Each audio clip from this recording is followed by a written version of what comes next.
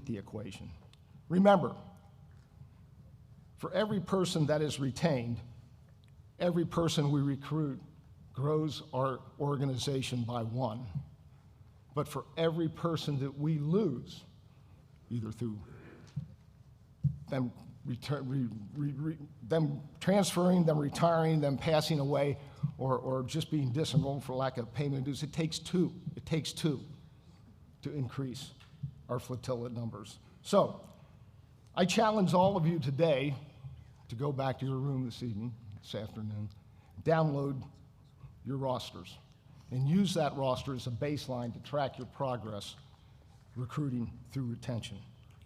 I ask that you challenge all your division and flotilla commanders to do the same and make them know that this is a priority for you.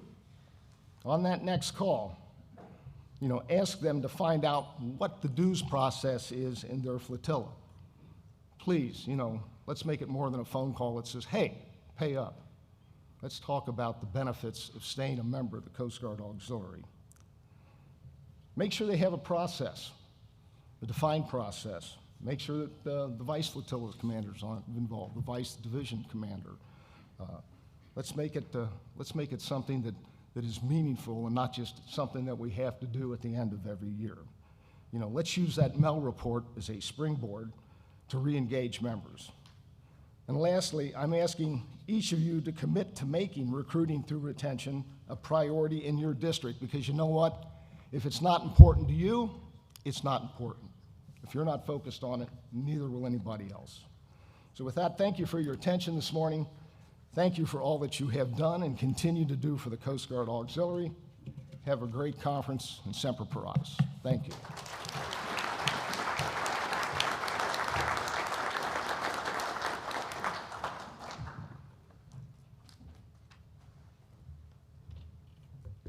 Thank you so much.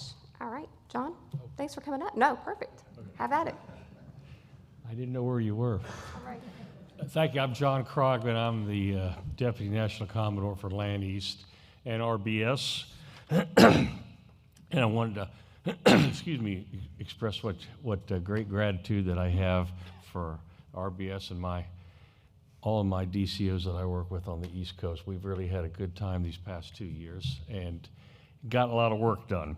Our members continue to exceed expectations.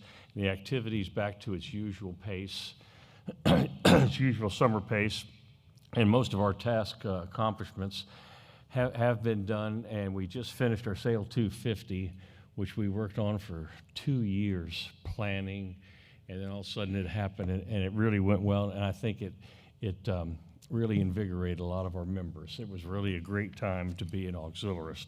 The effort was great, and it highlighted all the dedicated focus of everybody on there. I'm looking all here on the East Coast guys there, and they're all, I'm so tired right now. So it really went out. It really went well. That was as good a time as I've ever had as an auxiliarist, being there and in uniform, and the pride of celebrating our 250th year as a country. It was really something to be a part of. I'm going to be doing a short presentation on Saturday with pictures of all of our ports that had activity, and we really have some cool pictures to show and what we did in numbers and everything like that. That'll be on Saturday. Currently, we're working to include the use and the training of the BQ 290 and the MEL report, and we look at the aux watch. I look at that a lot. That's easy for me to see a membership trend and that kind of, it's real interesting stuff. So the tools will be helpful for all of us in the auxiliary to keep track of our qualifications and our member numbers and that kind of thing. So these are really cool tools to be able to use. As of the 15th of August, we have grown by 619 members in Land East. That brings us to a total of 10,930 members, so good job on that. We have to work all the time to get the membership up, as Pat just said. Also in D5 South, our director, Commander Otani, got the DIROCS of the Year award. He does a great job, and he went to bat for us all the time, getting money and doing all sorts of things, so congratulations to him. He couldn't make it. He's taking his daughter to Virginia Tech this weekend to move in, so he had a higher priority to do on that. And as a dad of girls, you got to know where your priorities are. The Sea Scout program in Land East is still strong, and I'm happy to report that we still have 3 Sea Scouts there at the academy right now, and some of them were seen on the Eagle, Sail 250 at the different ports. And it was really a fun part to see that on their summer cruise. And our auxiliary university programs are going strong and growing all the time, and it's a great way for the Coast Guard to increase their membership and the auxiliary, and it's really great. They have really done well. Post D-Train, and we're going on to the Land East stuff now in Northeast. They have been planning for their district-wide national Wear Your Life Jacket to Work program, and the Safe Boating Week in May was a great success for us all on the East Coast, and I'm sure all over the country. Memorial Day was the first day to kick off our boating season, and the numerous vessel safety check days have been going, and those have been going strong. Typical stuff that we have to report every year. Commodore Kirkwood came from the West Coast to present the Wyckoff, New Jersey Flotilla 1013, the Flotilla of the Year award. They were really excited to do that. There's a lot of local people that came to do that. And then she got the honor of riding, Mike Klasick calls it the pride of the fleet, riding with him on a patrol there. So that was a great, did you have fun on that? I had so much fun. That was a fun time. That was fun to have you on the East Coast. Our fall D trains are coming up. I have 3 of them. I think it's 3 that I'm getting ready to go to. We have D5 South or Eastern District. I haven't gotten used to saying those yet, so that's just the way it goes. New member training is going on in those places, and I'll be up at I'll be up there, and I registered the other day. I'm all set, I think. That was a big deal to have to register. I had to listen to the Hilton, why you need to buy a vacation plan and everything like that. And I thought, I just want to see Noreen. So anyway, that happens. I was at the dedication of the Auxiliary Commodore's Memorial Monument back in May, and that was really a neat event. It's a moving experience seeing the names of our past Commodores that were on the stones there. And I also got to see, also that took years and years to complete, and it's done. And it's really neat to see. If you're in that way, up that way, you need to go in there and see it. It really makes you proud to be a part of the auxiliary. I also learned how much work the local auxiliaries do up there. They are there daily, just like they work there every day. They're in there helping, doing stuff, basic stuff, and then they're helping the recruits coming in to boot camp there. They're driving them in.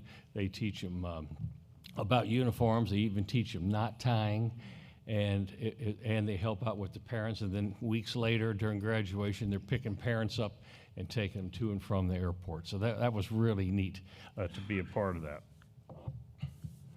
In the Eastern District, Southern Region, we're continuing implementing the HESC help desk. So we stole that from Bill Ballard. That's what communication does. You have all these people and you talk all the time, and we steal things in D5 South, don't we?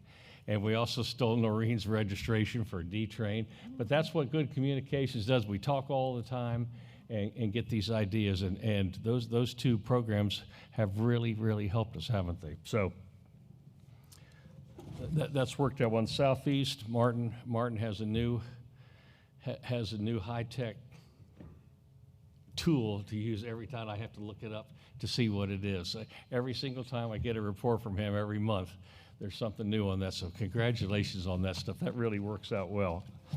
And an RBS job number 1. Where's Chris? Over there. Number 1. Their spring AUXPAD training in Charleston was a great success. Media outreach, multiple TV outlets were there, and it was really a huge success. National Safe Boating Week was also great. We had 100,000 increase in Facebook posts and 9,000 in Instagram posts because of that. The West Marine did a great job, and then we had 209 stores participating with the auxiliary doing stuff there. So that worked out real well. And also the supporting the National Strategic Plan. The B directed, all their milestones are complete. E is also on track to do that. So it's working out real well. Everybody is working real hard, and it's really impressive to see all the work that they do. My future plans here in the next month or so, I'm representing the auxiliary.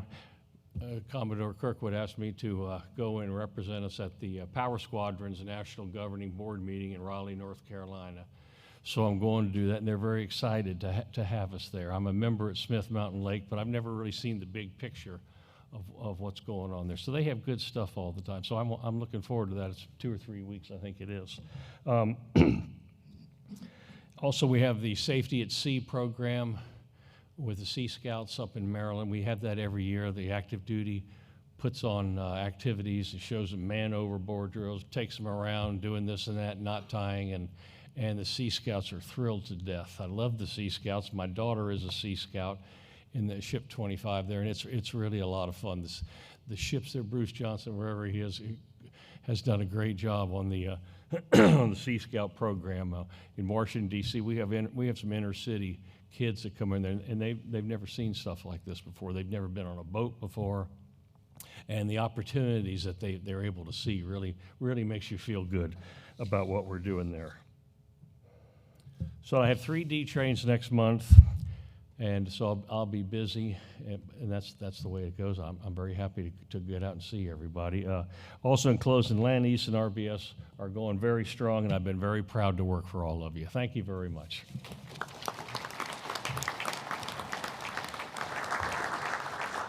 Thank you, Commodore Krogman.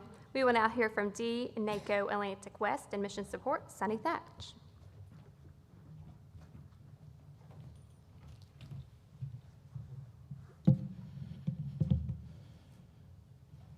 Thank you, Kelly. Good morning. Commodore Kirkwood, Captain Schmedeke, shipmates, thank you for being here. It is my honor to provide this update from the 6 auxiliary districts of Atlantic West and the 5 directors that comprises FORCECOM. As I review the reports and highlights from both our operational districts and FORCECOM staff directorates, common themes emerge. We are investing in readiness, modernizing training, strengthening recruitment pipelines, improving member engagement, and expanding support to Coast Guard operations. At the same time, we continue to confront a challenge familiar throughout the auxiliary: declining membership in some areas, leadership succession concerns, and the need to align our organizational structure with today's operational realities. What encourages me most is that every district is taking action rather than simply identifying problems. We are seeing innovation in recruiting, growth in youth programs, stronger operational integration, and a renewed focus on preparing our members to support the evolving needs of Team Coast Guard. I would first like to recognize Commodore Todd Monis, along with FORCECOM leadership and staff, for another productive season. FORCECOM's focus remains on developing capable leaders, supporting our members, and ensuring readiness across the auxiliary. The training director, under the leadership of Farron Petties, continues modernizing member education through Moodle. Public affairs courses are now in beta testing. Foundational courses continue migrating online. Mentoring resources have been finalized, and leadership development opportunities such as OXLAMS and AMLOC remain available nationwide, though billets continue to be cut. We encourage the continued expansion of road shows to bring the instructors to your units. This saves us money and increases access in the member's own backyard. The Human Resources Director, led by David Desimone, completed a nationwide rollout of updated HR tools, onboarding resources, mentoring materials, and recruiting best practices. The work on the BQ290 integration and new AP status reporting tools is directly supporting recruitment, retention, and the movement of members toward qualification and service. The Public Affairs Director, led by Rick Corrales, continues strengthening organizational communications through improved workflows, publication development, branding initiatives, and digital communication support across districts and national programs. Student programs under Bruce Johnson continues building the future of our organization. The Auxiliary University program has grown from 218 students at the end of 2025 to 297 students today, with 95 new enrollments since January alone. OxScout continues gaining momentum with more than 2,100 subscribers and 3,800 training video views during the quarter. Finally, the Chaplain Support Directorate under Rabbi Maurice Capro continues delivering extraordinary value to Team Coast Guard. Auxiliary chaplains provided over 2,100 operational support hours, maintained a 95% training completion rate, and supported Coast Guard members, commands, and emergency response operations nationwide. Moving to the operational districts, I would like to begin with Great Lakes District, Central Region, led by Commodore Mark Villeneuve. Central Region continues delivering exceptional recreational boating safety results. During National Safe Boating Week, their Wear It campaign reached more than 2.5 million viewers. They have already graduated 1,075 public education students this year, matching the entire 2025 total in only 6 months. Program visitors have completed more than 1,000 visits. Vessel examiners have conducted nearly 2,000 vessel safety checks, and paddlecraft examiners have completed another 846 inspections.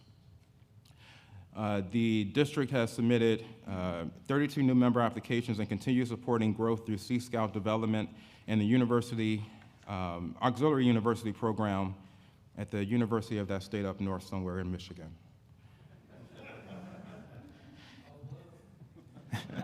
OH. Thank you.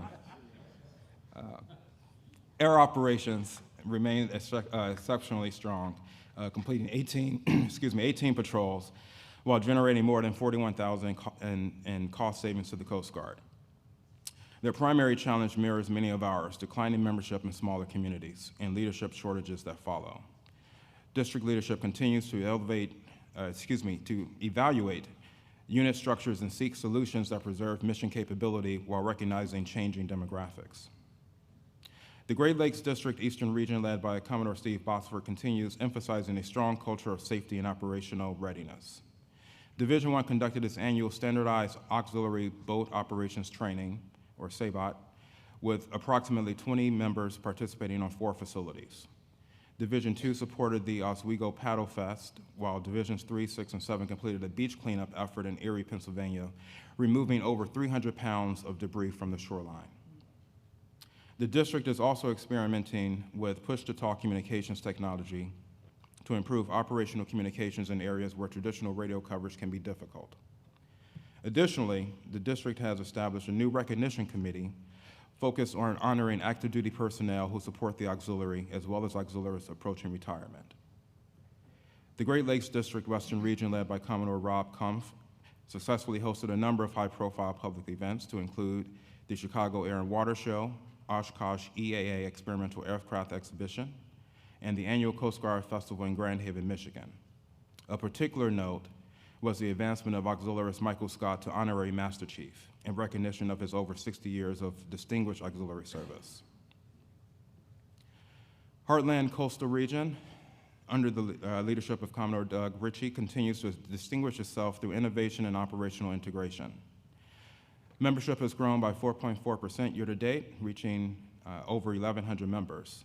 Their Net 3 recruiting model continues producing results from twice-monthly online sessions that connect prospective members directly with auxiliary leadership.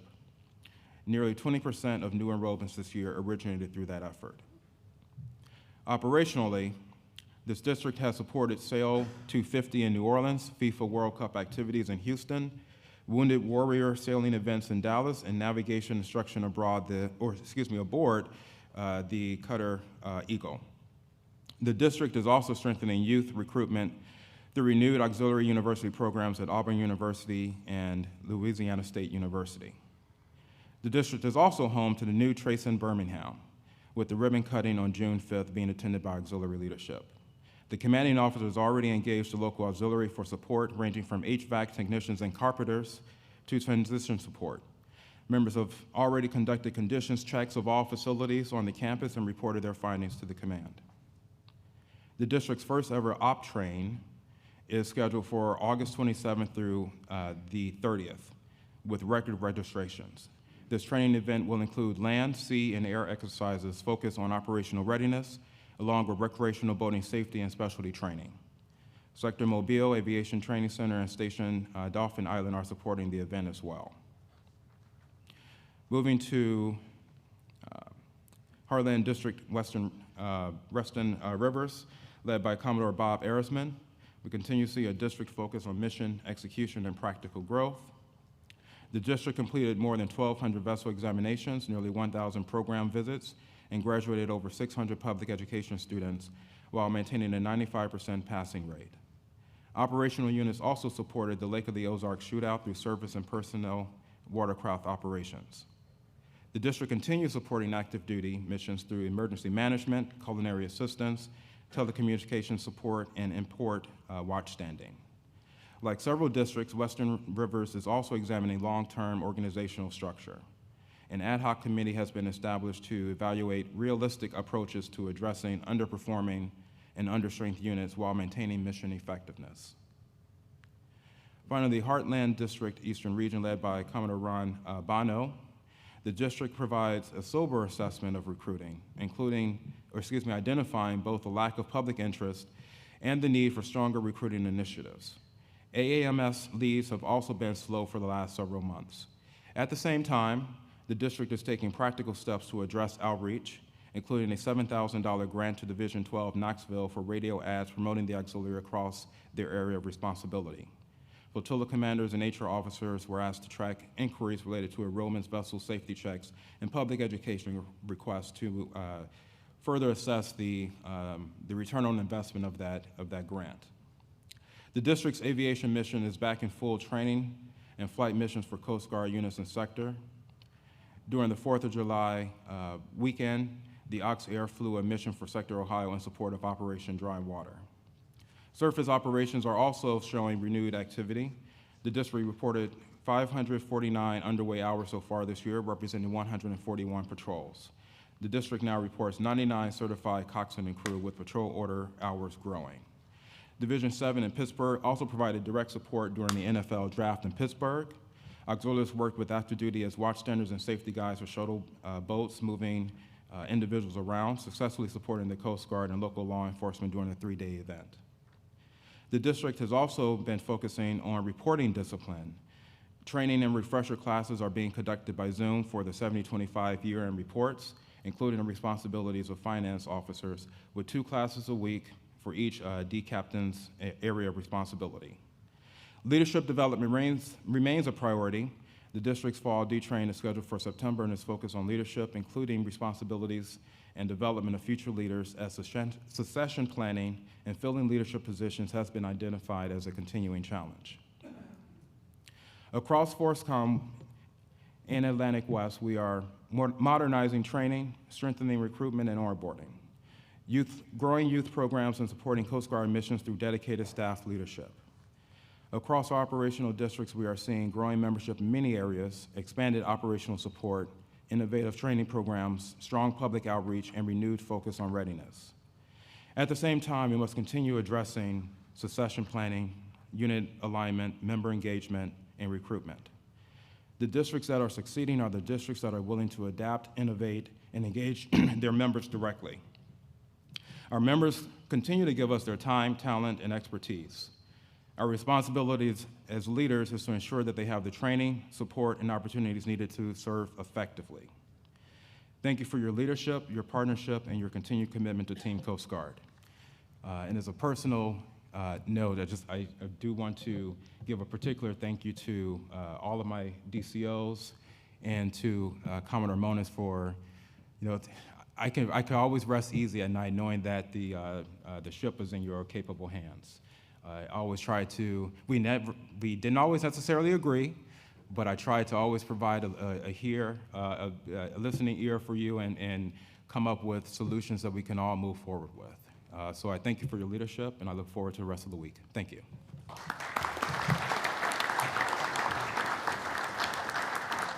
Thank you, Commodore Thatch. We will now hear from D. NACO, PAC Area and Operations, Michael Bozarth. Thank you, Kelly. Members of the National Board, Commodores, and fellow shipmates, thank you for the chance to report on the PAC area this afternoon. Last spring, I told you the future of the auxiliary would be measured less by hours and more by the capability we can deliver. I want to spend my 10 minutes showing you what that looked like across the PAC area. Not a list of accomplishments, but the capabilities behind them. And I want to start with the team that makes the operations mission run. Our operations portfolio, prevention, response, international affairs, and emergency management is led by Rick Saunders, Anthony Marzano, and a group of directors and deputies who are skilled and as selfless as any I've worked with. One example tells the story. This year, the Auxiliary's FEMA Geospatial Damage Assessment Team deployed repeatedly to the Mariana Islands typhoons and to the Texas floods, among them. Nearly 80 members, more than 1,700 hours, over 7,500 structures assessed, and better than $85,000 saved for FEMA. That is more value delivered, but the season not yet over, than the team produced in all of last year. That is what maturing capability looks like. District Commodores and Chiefs of Staff, if you still haven't met the operations team, while you're here, find them.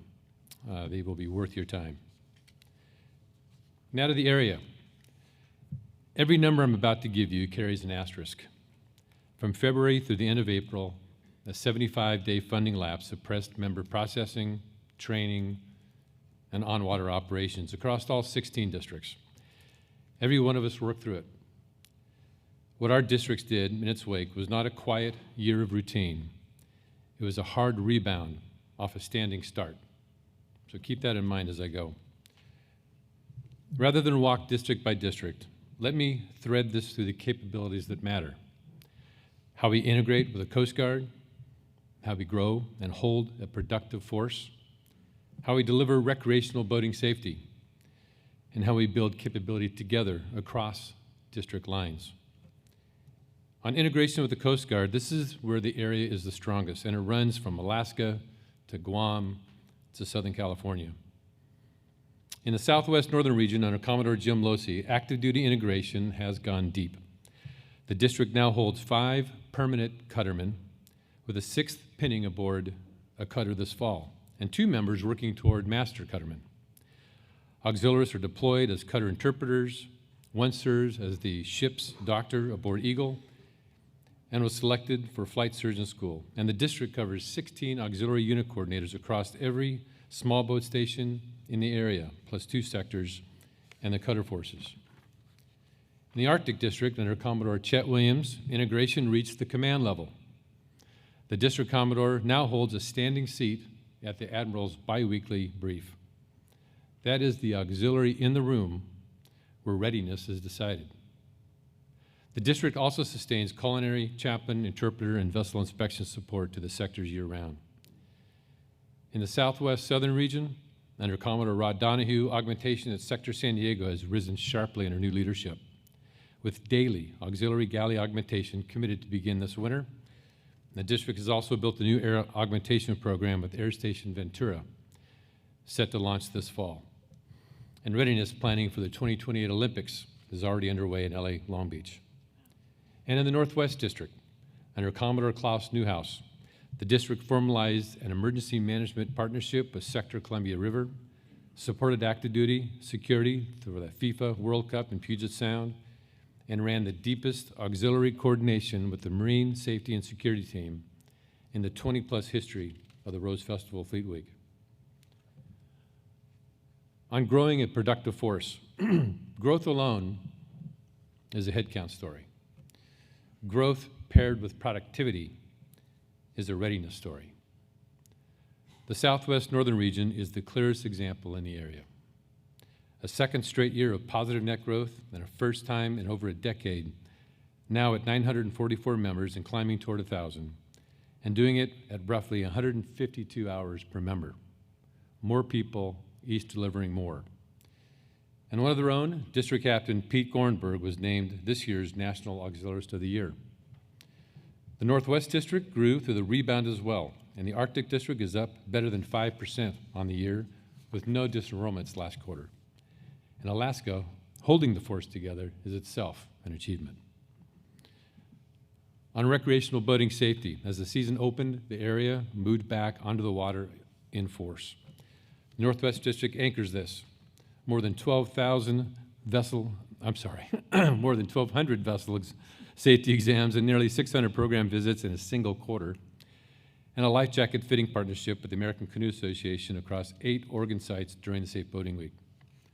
The Southwest Northern region logged over 500 vessel exams and a single month during Safe Boating Week, and every district in the area, Arctic coming out of the winter, Oceania across all 3 divisions, and Southern region across its public affairs footprint carried the RBS mission through the recovery. I want to name one district on its own, the Oceania District under Commodore Jody Nelson. The Oceania District absorbed the hardest quarter in the area. 2 typhoons struck the Marianas, members went weeks without power or water, and the district lost a member in each of its 3 divisions. Through all of it, Oceania kept the mission going, sustained vessel safety checks and program visits across every division, kept recruiting, stood up a new active duty leadership, and its emergency management members ran storm tracking and notifications throughout the weather events. That is not a story about numbers. It is a story about what this organization is made of. Finally, in building capability together, this last thread is one of that ties the area into a single force rather than 5 districts. The Arctic District's Tuesday training has now brought over 350 auxiliaries through a virtual classroom and opened it up to Oceania and the Northwest districts. So a program built in Alaska is training members across the Pacific. The Northwest District is extending that same spirit, offering its fall training into the whole area by remote technology so that any member can take part. And the PAC Area Auxiliary Communications Team, the contingency communications capability, now proven aboard cutters as far as Polar Star, is teaching a communications workshop at 2 district training conferences this fall. Programs built in 1 district, delivered across all of them. That's what an area is for. Let me step back from the individual districts and a single pattern emerges. Integration with the Coast Guard, a growing productive force, boating safety delivered, and a capability shared across district lines. These are not 5 districts doing 5 things. They are one area converging on the same idea, that our value is the capability we can put in the Coast Guard's hands when it's needed. Readiness is not measured by activity. It is measured by capability. That shift is already underway across the Pacific area, and if we hold that course, the future of this auxiliary will be stronger than in the past. Commodores, thank you for your leadership. It has been an honor to work with you and for the readiness your people deliver every day in support of the Coast Guard and the public we serve. Semper Paratus.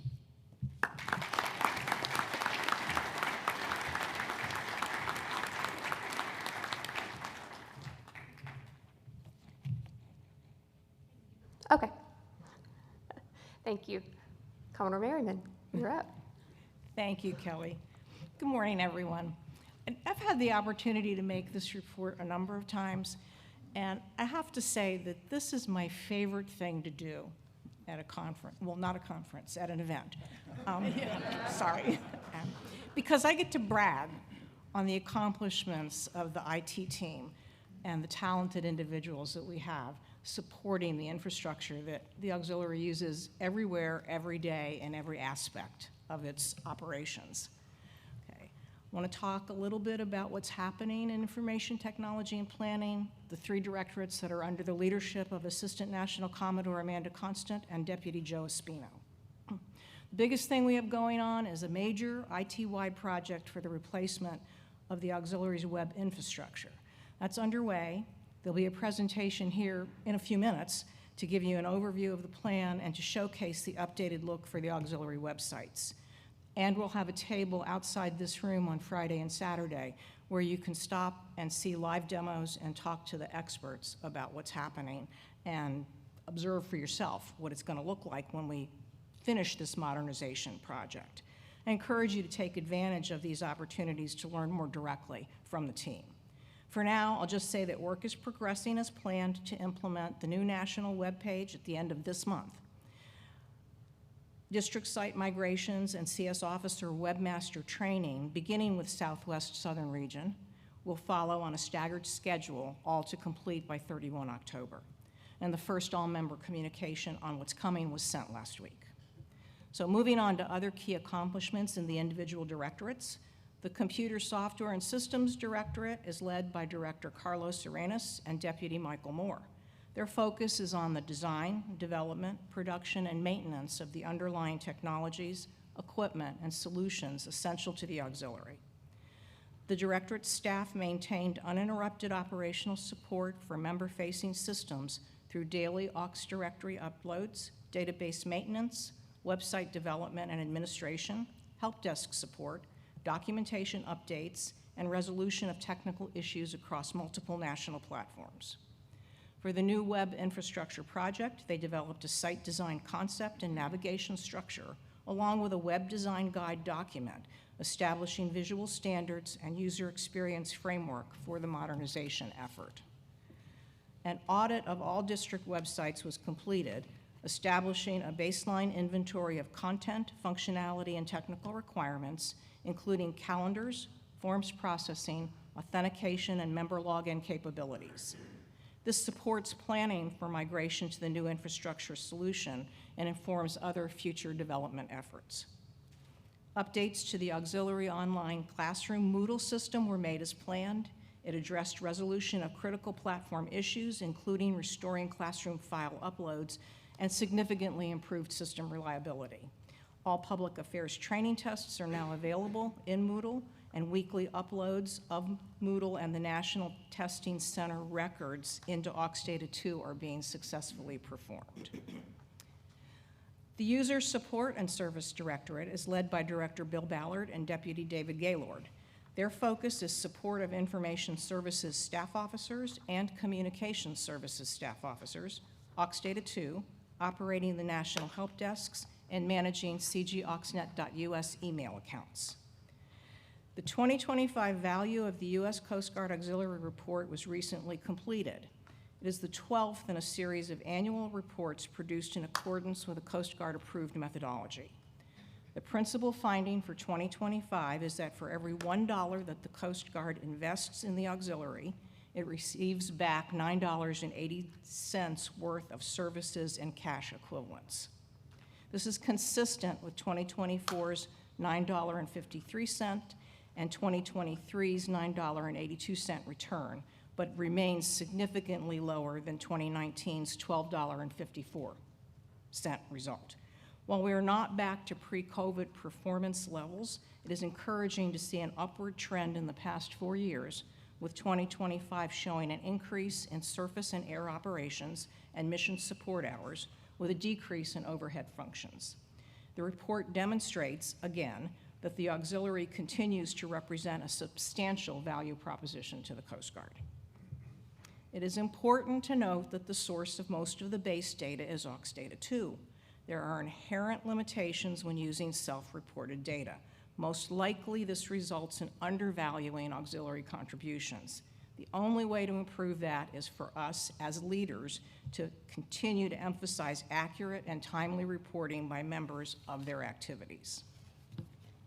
An AUX 10 Information Services Officer Training Bi-Coastal virtual class was conducted last quarter with 15 students graduating.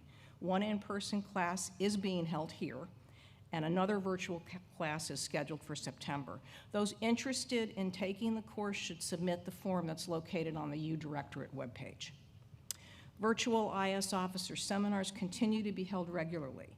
Recent topics include timely activity log processing, how to report hours for the auxiliary university program, facility inspections, member training, and public affairs activities. Attendance is steady at 80 to 100 officers per session. A critical service provided to members of the Coast Guard and the public by the IT group is the help desks. In Q2, the AUX 2 support team processed 549 service requests, and the National Help Desk handled 448 tickets. Both were down about 30% from Q1. The top 2 ticket categories were account support, such as login password issues with AUX 2 and Cognito, and member training Moodle system queries. There was a spike in CG AuxNet account-related tickets following the introduction of two-factor authentication, which we all love, for cgauxnet.us account sign-in. Please encourage everyone to use the help desk systems to get the quickest resolution for their questions, issues, and problems. The Cybersecurity Directorate is led by Director Cliff Neve and Deputy Jim Cummings. Sorry, Cliff.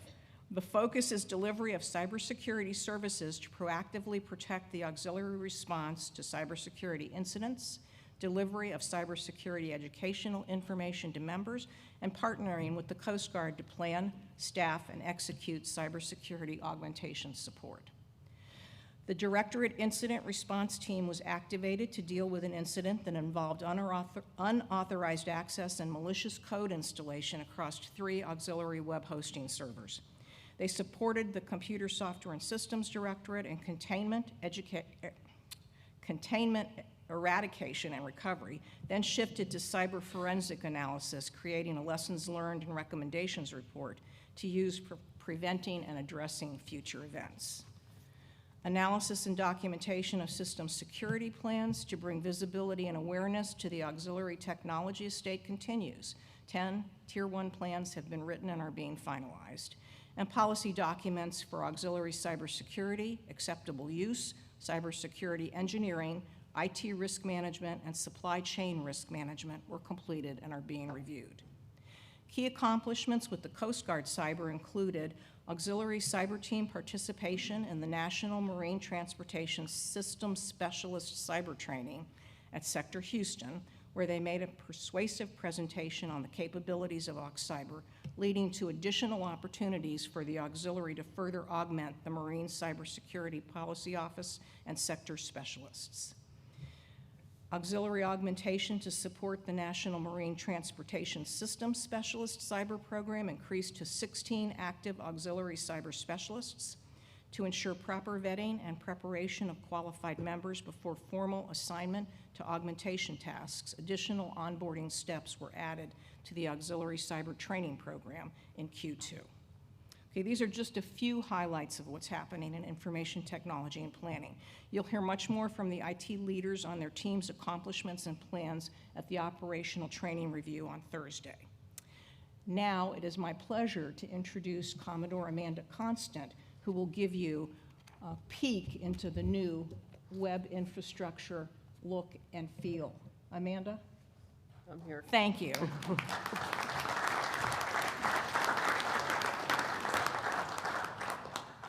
Good morning, shipmates. I'm here today to give you a status update on one of the Information Technology Group's flagship initiatives, the new Auxiliary Web Infrastructure Project. Our work to modernize the member-facing websites that serve the entire auxiliary organization and members of the boating public. Before I get into where we are, I want to acknowledge the cross-directorate effort this project involves. Our Cybersecurity Directorate owns the effort of vetting the technical components along with the final solution.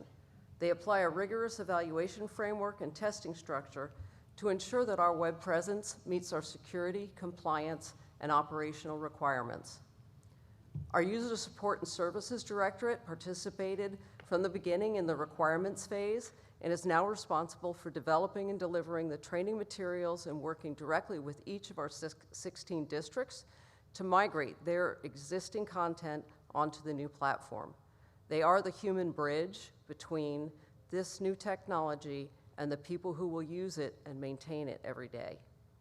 And our Computer Software and Systems Directorate drove the development effort from requirements through vendor selection, design, and built the platform itself. They created the overall design from the prototypes we developed earlier this year and created the page templates based on end user input. They trained the initial migration team and developed and supported all of the underlying technical infrastructure that makes this project possible. This has truly been a collaborative effort across the entire IT group, and I'm proud of what this team has accomplished together. As I reported back in March at N-Train, we've been working through a disciplined development lifecycle, having finalized the selection of WordPress multi-site as the underlying technology layer. With the platform selected, the real work began. Based on feedback from our prototype, we designed a new national page and migrated content from our existing web platform. We then designed leadership pages, national group pages, directorate pages that report under those groups. Finally, we developed a common district template, the standardized framework that gives districts a professional, consistent look while allowing us for local customization. As of today, we have our first district migrated into the new template, the Southwest District Southern Region. On August 31st, we will launch in a hybrid model. The new national page will go live in the new platform along with the national leadership pages and that first migrated district I just mentioned. Thank you, Southwest Southern. All other districts, their divisions and flotillas, along with any content not yet migrated, will continue to link back to the existing WOW platform. It will be seamless for the end user. As additional districts are migrated and vetted as ready, they will go live in the new platform. Our goal is to have the remaining 15 districts migrated by October 31st, with the bulk of that work happening in September and October. So what's next? What I've described is phase 1. Phase 2 will address the divisions and flotillas, the national directorates, extending this modern, consistent web presence deeper into our organizational structure. Now I'd like to show you a short video that gives you an overview of the project and a look at what we've built.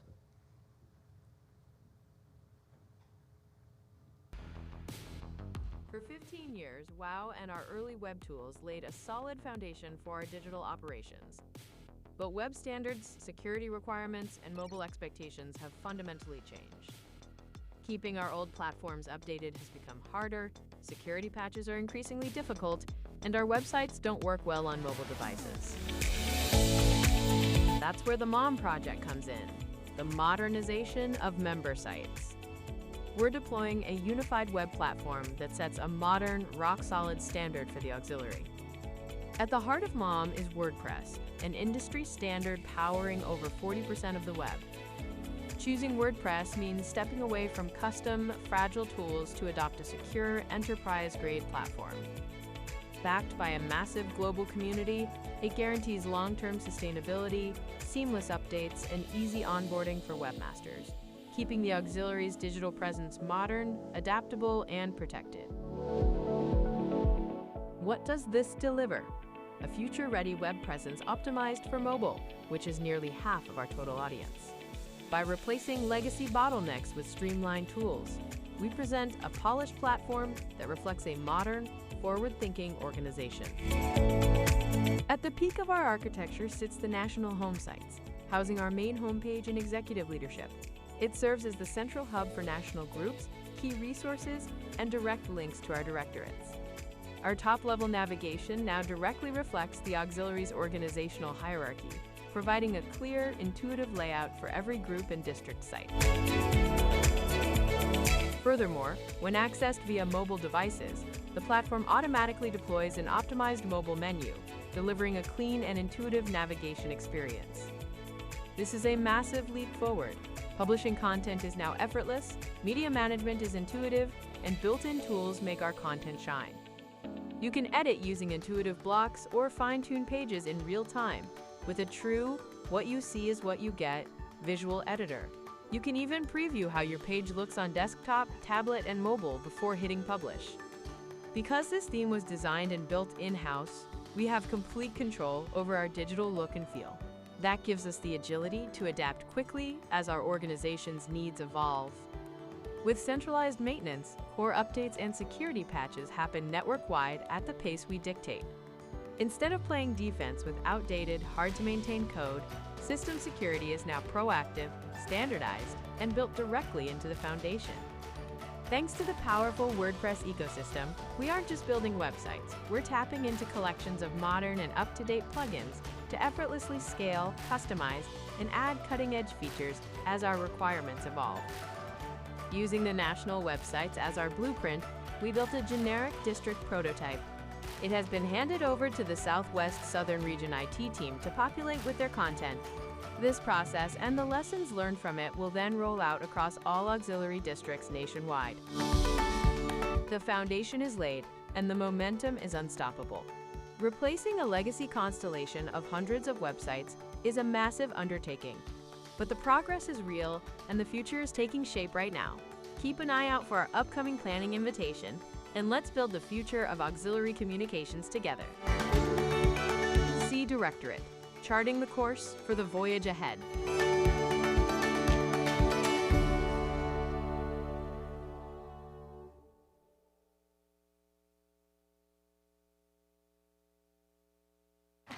So I'm guessing that looks a little different from WOW, doesn't it? So that's just a taste of our journey. I hope it gave you a good sense of where we're headed, and I'll reiterate, this project would not be where it is without contributions from across the entire IT group. Cybersecurity's vetting gave us confidence in our platform choice. User support is enabling our districts to make this transition, and computer software and systems brought it all to life technically. It's been a true group effort. And while this is an IT group strategic initiative, it could not have been done without the support of our DNACO, Linda Merriman, NextCom, and the district leadership, who have leaned in and providing valuable support, input, and resources to achieve these incredible results. There's more to come as we continue our work to complete this truly transformational project.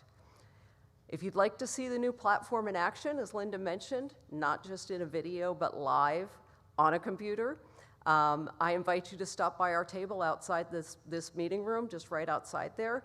Outside the National Board meetings on Friday, we'll start staffing the table after the first break, and on Saturday. So members of the IT group will be there to showcase what we've built, answer your questions, and walk you through the new experience. Thank you for your time, and thank you for your continued support of the IT group's work to serve the auxiliary organization.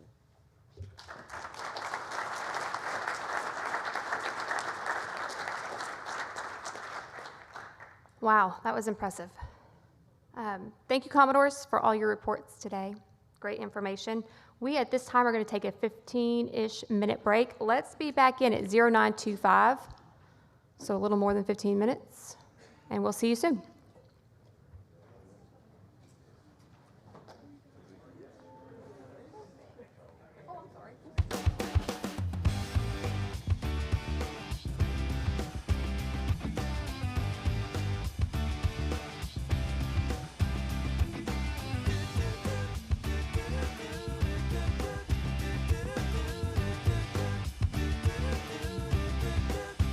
I'm packed and I'm holding, I'm smiling, she living, she golden, she lives.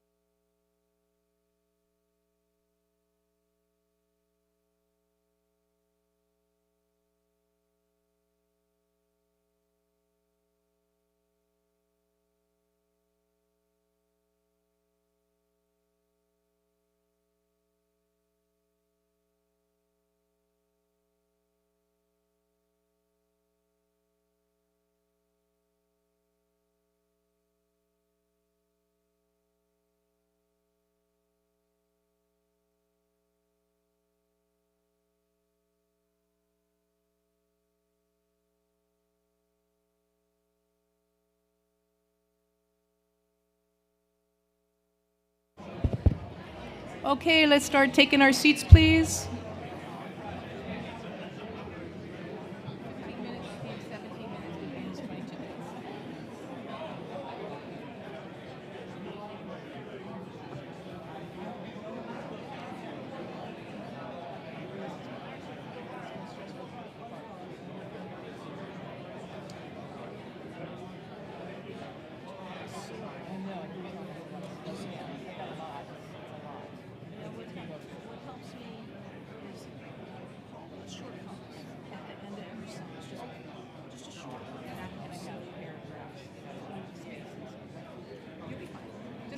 Just kick me or something. I need little wads of paper. Yeah, I know. Here you go.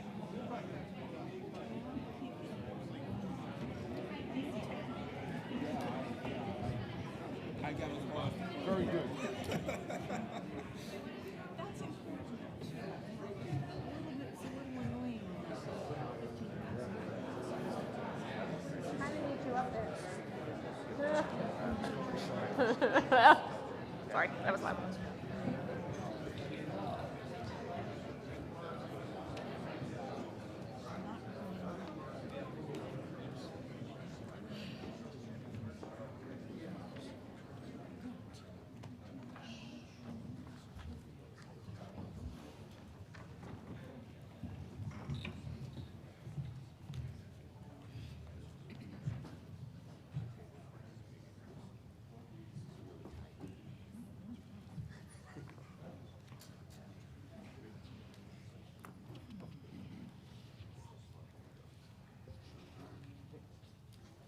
All right, we're going to reconvene the meeting of the Committee of the Whole. And now you get to hear from our National Commodore, Mary Kirkwood. Commodore? Thank you. Thank you very much, Kelly. Well, good afternoon. It's not quite afternoon, it's still morning, but again, welcome everybody. Thank you for staying, getting back to your seats. It really, truly is an honor for me to be here today to share a national level assessment of where we are as an organization and where we must go next. 2026 has been an extraordinary year for the auxiliary. We've achieved several important firsts, strengthened our readiness, posture, expanded our membership, and positioned ourselves for meaningful change in the years ahead. Following N-Train in St. Louis, we conducted our first auxiliary readiness assessment. I asked Commodore Bozarth to lead that effort, and in April, we have slides up? Yes. You see slides? Oh, perfect. No, you're not seeing my slides. There we go.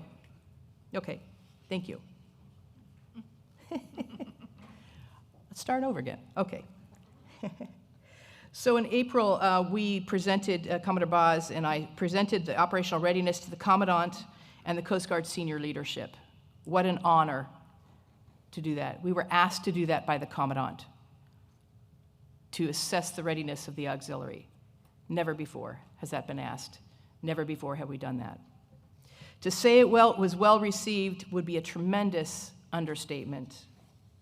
The first phase focused on high-demand Coast Guard augmentation areas, including operations, emergency management, marine safety interpreters, health services, culinary, cyber, chaplains, and Coast Guard recruiting. For the first time, we now have more than a quantitative view of our physical assets, boats, aircrafts, and radios. We also have a qualitative assessment of our members' qualifications, proficiency, availability, interoperability, and willingness to answer the call. This is, again, unprecedented. I want to thank Commodore Bozarth and his Tiger team, who is Jen Austin, Commodore Rick Sanders, Anthony Marzano, Larry Fletcher, and Commodore Amanda Constant for the countless hours spending developing the assessment tool and analyzing the results. I also want to thank the district commodores and your teams for validating the data in each district. The readiness assessment has now transitioned to a continuous readiness review in AUX Data 2, allowing every member to keep their readiness information current. When members log in, the Mission Readiness Action section now allows them to update key readiness information. including willingness to deploy, that's a yes or no question, availability, which is days of the week, day and night, interoperability, which is ease of working alongside active duty, readiness status, how quickly you could deploy if needed, and deployment constraints, which is an open box. And I hope that people will fill that with things like needing PPE, needing training, needing transportation, any other constraints that might be there that would restrict your ability to be deployed if needed. It's now every member's responsibility to keep their own readiness assessment current. Together, this gives us a 24/7 year-round picture of auxiliary readiness.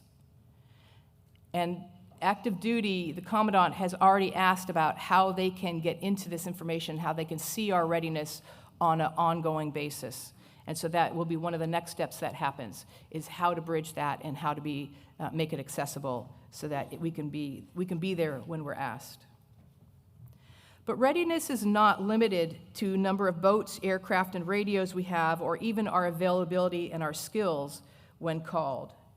It also includes individual readiness, our personal fitness, health, and preparedness to perform the duties for which we are qualified. At N-Train, I introduced the Coast Guard's new physical fitness standards. Get a slide on that. While auxiliaries are not required by the Coast Guard to meet those standards individually, we should still hold ourselves accountable for being physically and mentally prepared to respond. And I encouraged every member to move and get active at least twice a week. District Commodore Mike Klasick of the Northeast Southern District, do I have that right, Mikey? Yeah, okay. we're still getting there. Took this message further by launching AuxFit, a program designed to make personal fitness practical, engaging, and enjoyable. His district scheduled group outings, highlighted healthy recipes and newsletters, and strengthened the overall readiness of their members. So bravo, Zulu Mike. Great job getting that going. Commodore Klasick has agreed for us to expand and adopt AuxFit nationally, which I'm extremely excited about. So we've designed a logo, AuxFit. So that's our new logo. And you'll see on the schedule we added some power walks with NACO this week. A couple times this week just to get us all up and moving, not like moving around a hotel it gives you a lot of steps, which it does, but really to get out in the morning and just get a good walk in before we start. Helps reduce our stress, keeps us going, keeps our minds healthy. So thank you to everyone who joined yesterday's walk around the mall. If you missed it, we'll do it again tomorrow and also on Saturday. So check the schedule for the meeting time and location. Later this week, we'll have boasting boards where you can share your progress on personal fitness journey, your pounds lost, your healthy habits you've started, whether you've stopped smoking or changed your diet or whatever. So please get inspired by these events and take AuxFit back to your districts and to your members. Add personal or group fitness to your fellowship activities. Make it fun and help everyone maintain their readiness. At NTE last year, we invited the DSO HRs to join us so we could strengthen recruitment and retention across the auxiliary. Commodore Jim Losey from 11, no, it's not 11 North anymore, it's Southwest North Region. Thank you, Jim. My district, you think I'd know. Shared his district's Net 3 program, which many districts have adopted in part or in full, which is awesome. As a result of that sustained emphasis, we are up more than 1,100 new members since the beginning of the year, and now exceed 19,000 nationwide, so great job.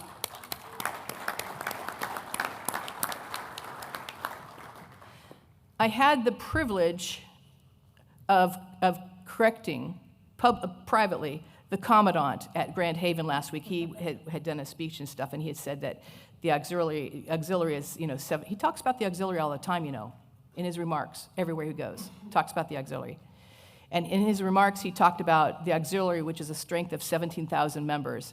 And so when he was done, I said, just by the way, we're over 19,000 now. And he was just ecstatic, 19,000. 19,000 new people. So at this pace, we could be getting close to the 20,000 mark by the end of the year, if we keep it up, okay?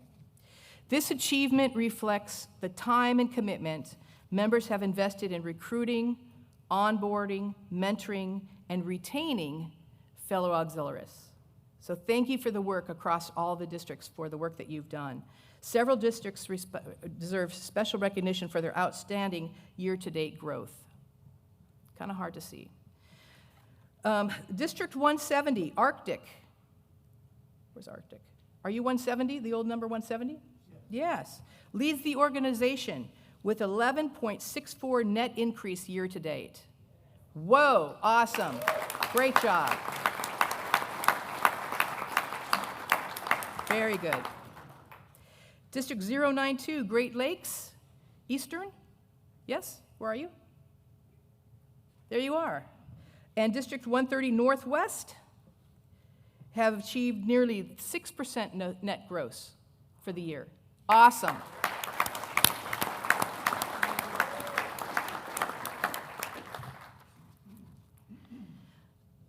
I also want to recognize 2 individual flotillas in the Heartland Coastal District with net gains of over 50% for this year. Flotilla 0810302 in Foley, Alabama, achieved a 55% net gain. Incredible. Incredible. And Flotilla 08107-11 in Corpus Christi received a 50% increase. Awesome. Thank you. Thank you. These 2 small but clearly mighty flotillas are becoming even stronger and even more capable of providing to the missions of the Coast Guard. They'll have more opportunity for recruitment, for vessel exams, recreational boating safety, et cetera. So overall, just incredible. Flotilla 0302, the overall leader, will receive an auxiliary branded, logo branded pop-up shade tent so that they can use it when they do public affairs or vessel exams and that thing. So it's highlighted with the auxiliary up there so people will see it from afar and come. And it'll be one more step to help them continue to grow their auxiliary flotilla there. So really, bravo Zulu, and to the leaders there for the leadership there. So awesome job, great job. And thank you, Jim, for starting the Net 3 program and sharing it with the districts, because I know your district has done well. Most districts have done well, but some have just done incredibly well. Before I leave recruitment, retention, and growth, it's not just about growth. As Commodore Bazar said, we could have 100,000 auxiliaries, but if only 5,000 do the work and do the work well, that doesn't help us. So we need to be targeting those areas that we don't that complement our skills, right? If we don't have a set of skills that the Coast Guard is looking for, then we should be targeting in those areas. We've done that very well with our chaplain program, right? We have more chaplains now than the active duty has chaplains, which is awesome, and we augment throughout the country. And that's what a targeted chaplain program has done. A targeted recruiting program, it really is important in sustaining those areas and growing those areas that we may not have enough people to do the work. Okay, so that is key. And getting the right people. All right, next slide. Value training and funding. The auxiliary is sometimes described as a free service. You know it's not, right? We often provide a more cost-effective option for mission support, but our members still require training, personal protective equipment, and in some cases, travel and transportation reimbursement. All auxiliary services require an investment of some sort. Some specialty services, such as surface and air operations, chaplaincy, culinary, medical support, watchstanding for some examples, require quite a great deal of investment, of training, et cetera. Commodore Merriman just reviewed the 2025 valuation of the Coast Guard, Auxiliary was recently completed. I want to thank Lori Barfield, Douglas Armstrong, and Harry Parsons, and Commodore Amanda Constant, Joe Espino, and Bill Ballard for their leadership and analysis of doing that and putting that program together, the report. It's several pages, and they do a great job. They review so much data, it's incredible, and link it back to our hours and for our members.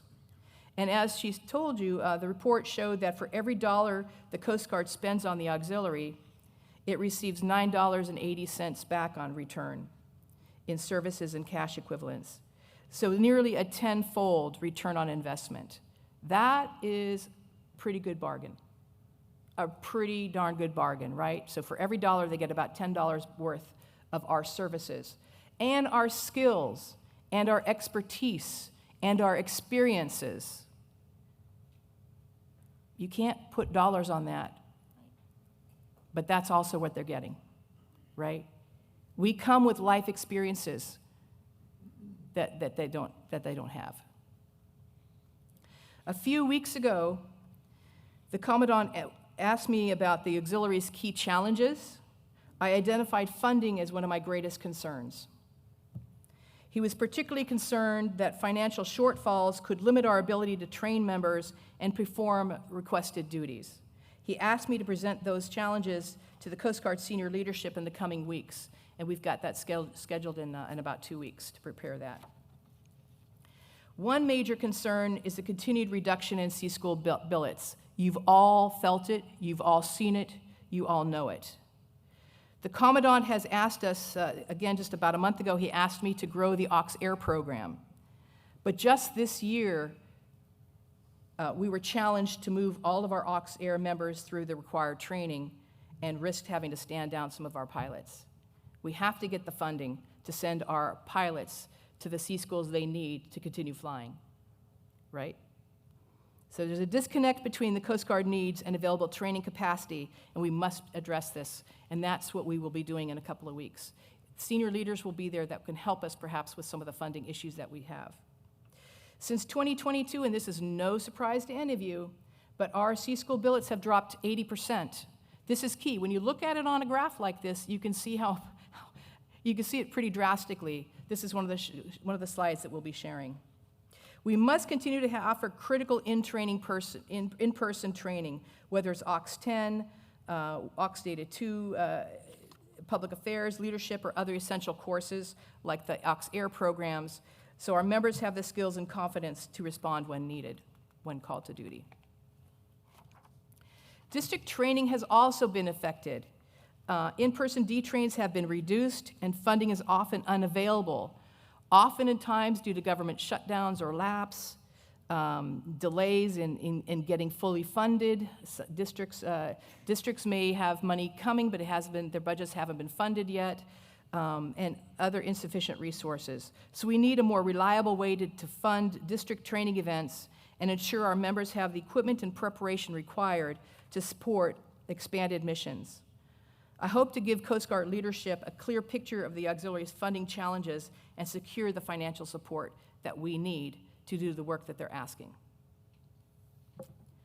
Summer 2026 was an exceptionally busy season for our nation. As Commodore Krogman talked about, we had Sail 250, we had FIFA events, we had the country's 250th birthday, but it placed the Coast Guard and the auxiliary in the middle of historic operations. Truly incredible summer. Hundreds of our members supported these events on the water, in culinary, in public affairs booths, just in a whole variety of helpers and other mission areas. So we stepped up when called and definitely made a difference to the work of the Coast Guard during the summer.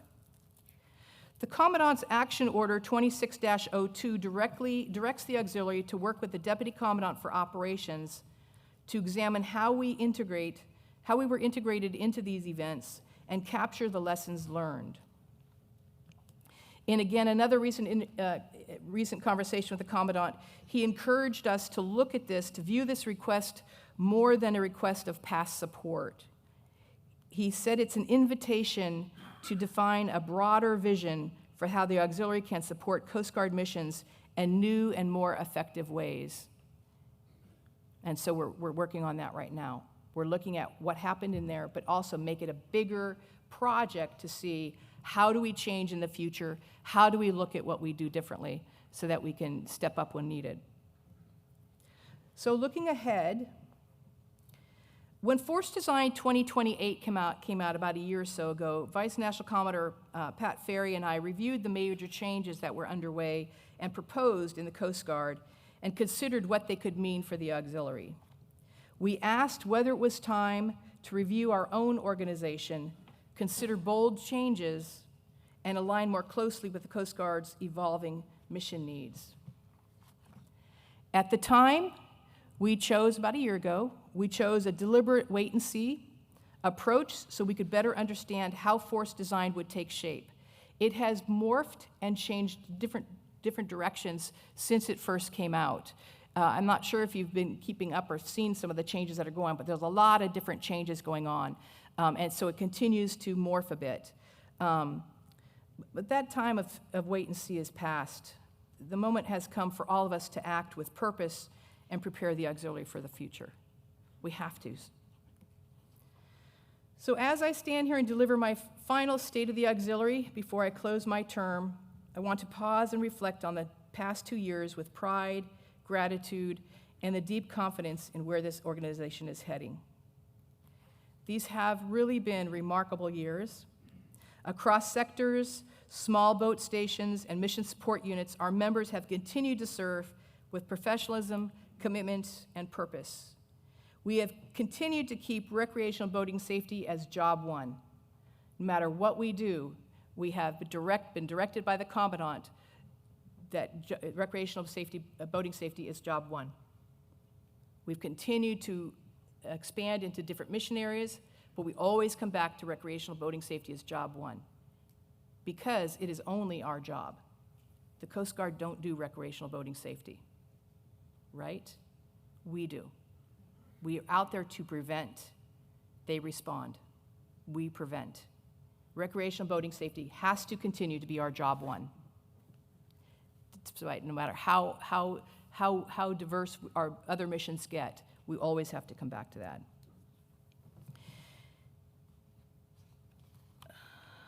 Let's see. We've responded to increasing requests for auxiliary support and become more fully integrated into Coast Guard missions than ever before.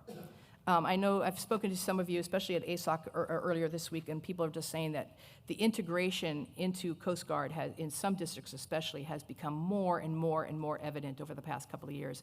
And that's where it needs to continue to be, and that's what we're going to need to continue to see. Since N-Train, we had advanced important work across the organization. We published the first edition of our Good Order and Discipline Guidance, giving members practical lessons that strengthen accountability and professionalism. We secured approval for the AUX legal members to wear Coast Guard Legal Services insignia. Our IT team remains on track to deliver a modern auxiliary website, and we've made real progress addressing absent or ghost members, with the board scheduled to consider a new recommendation this week. We've also launched the new BQ 90 program to help new members reach BQ status more efficiently, while additional guidance on AP status continues to move forward with the same goal. Hopefully we'll see that in a few months, another tool that we will have to keep our members heading towards BQ. Every National Commodore inherits a different moment, a different set of challenges, and a responsibility to leave the auxiliary stronger than when they found it. That responsibility has guided my term to help move the auxiliary forward, to strengthen our alignment with the Coast Guard, and to prepare us for the missions ahead. During my term, the role of National Commodore has been expanded, and the auxiliary's voice has become more firmly embedded in Coast Guard senior leadership. Instead of engaging with senior leaders only quarterly, the National Commodore is now recognized as part of the Coast Guard senior leadership team and participates in weekly meetings with the Commandant. Our perspective is sought, our judgment is valued, and our seat at the table is real. We are not standing beside the solution, we are helping to lead it. The future is no longer on the horizon, and it requires action. We must use the growth, lessons, and momentum of the past 2 years to assess, reorganize, and strengthen the Coast Guard Auxiliary for the Coast Guard's evolving mission needs. As the Coast Guard transforms, we must respond with courage, discipline, and purpose, aligning more closely than ever and challenging ourselves to grow even when change is difficult. That includes taking a hard look at our structure and ensuring our organization is built for the future. I believe we can do this. I know we must do this. Our future is not stationary, and neither can we be. Together, we can achieve extraordinary things. I very much look forward with confidence to what the next 2 years will bring and to the continued impact this auxiliary will have in service to the Coast Guard and the nation. Thank you for your unwavering commitment to excellence, your tireless volunteerism,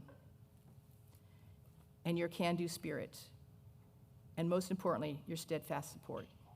I'm proud to have served as your leader, the leader of the best uniformed volunteer maritime organization in the world. Let us continue to serve boldly, lead with purpose, challenge the future, and do great things together. Thank you. Semper Predis.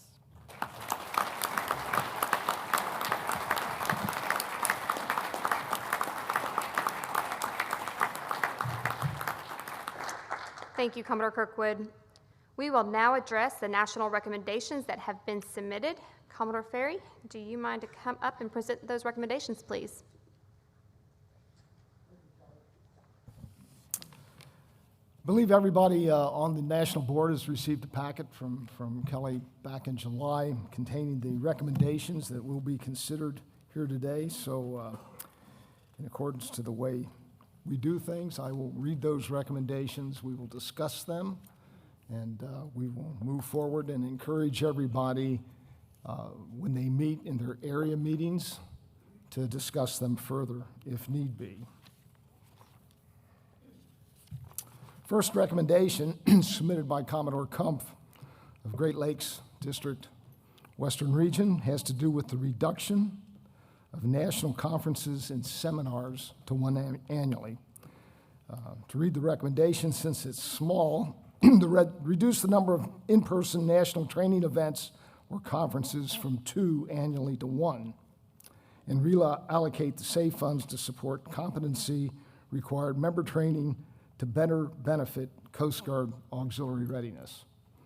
Is there any discussion on this recommendation, members of the board?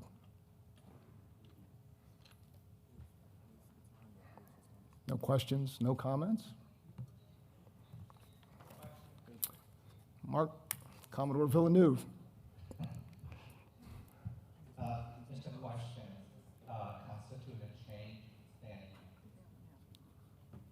Say again? Does this recommendation constitute a change in standing rules? It does. And that is something that will need to be considered if it comes to the floor for a vote. Am I correct on that, Jason, Bruce?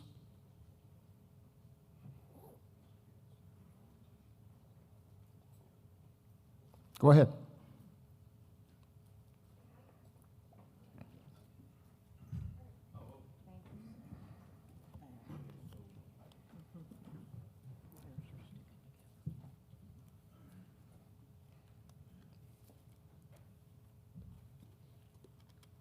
So in the manual, chapter 4, section 4E5B, states that the national board shall meet twice per year, and that NACO is responsible for selecting the meeting times and locations subject to the chief director's concurrence. So this recommendation would be contrary to that section. Thank you. So that will need to be considered. As it comes forward, please discuss that in your area meetings, and when we come back to vote on these things, if we need to make that, hopefully somebody's wordsmithed a good recommendation, good amendment to make it come in line. All right, anything else? Very well, move forward. The second recommendation is submitted by Commodore Kumpf, and it has to do with the authorization of permanent wear of the national staff device. And the recommendation reads, the proposal recommends that the permanent wear of the Coast Guard Auxiliary National Staff device be authorized for members of the auxiliary who have completed no less than 2 full-year terms for a total of 4 years of service as a member of national staff. Is there any comment or question about this recommendation?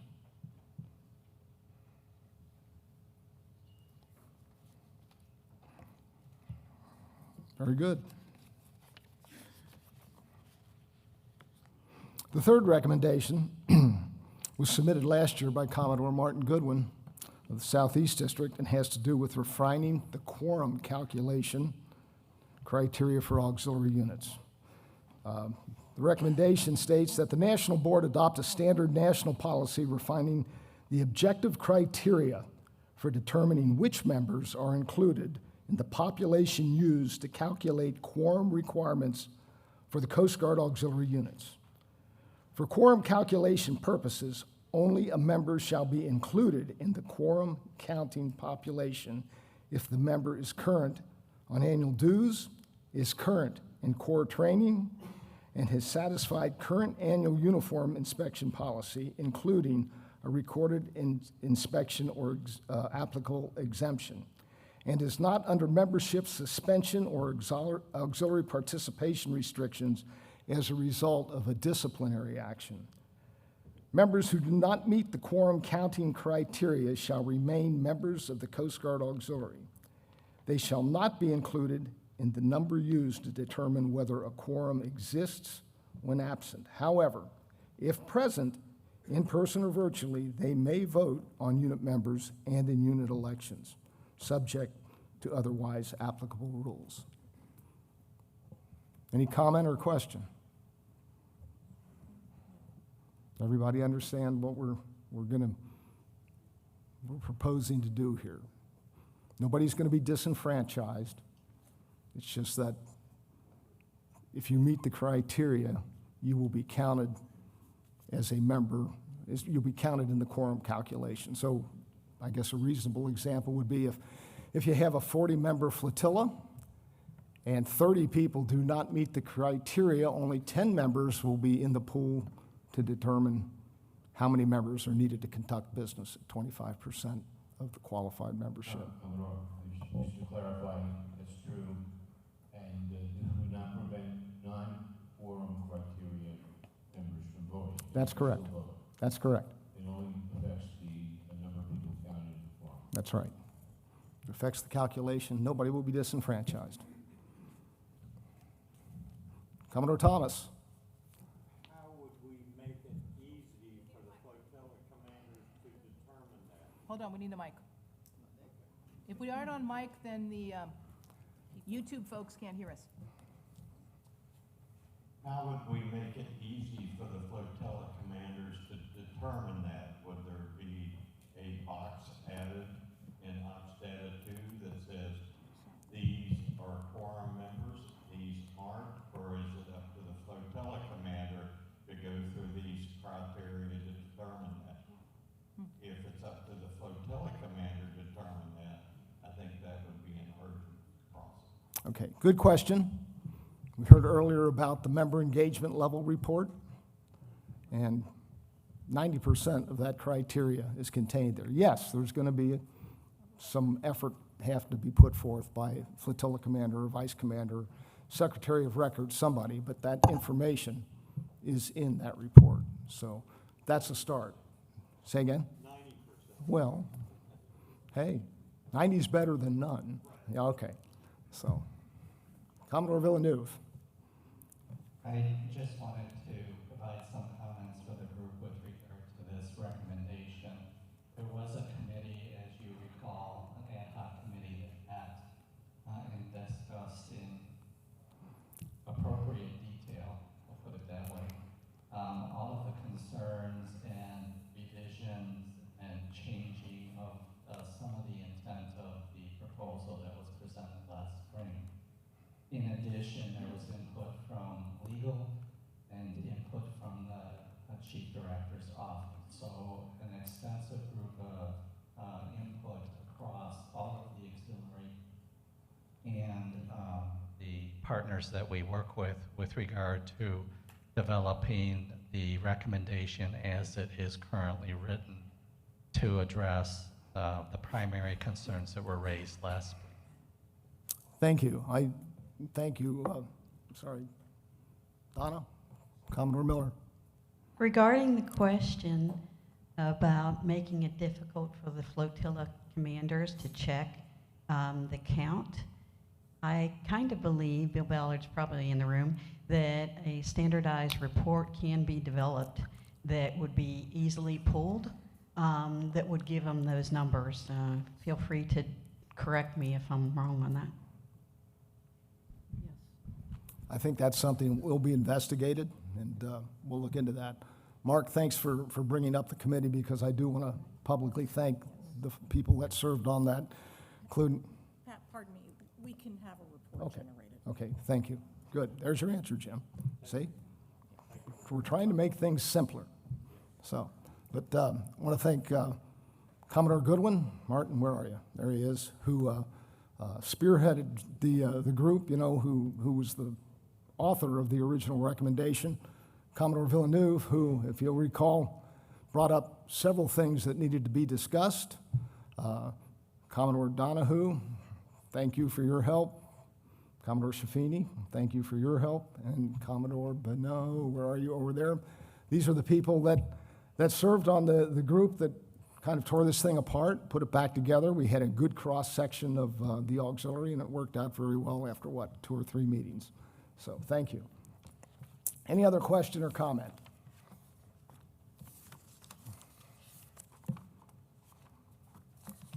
All right, moving on. The next recommendation is from our Director of Member Training, Director of Training, Farron Petties, and it is recommended that we eliminate the auxiliary procedures course and test as a requirement for eligibility for election. So the National Board, it is recommended the National Board approve the sunset of the Auxiliary Administrative Procedures course, also known as the Auxiliary Procedures course, including elimination of the associated examination and removal of the APC completion as a requirement for election eligibility. Any question or comment? Commodore Goodwin.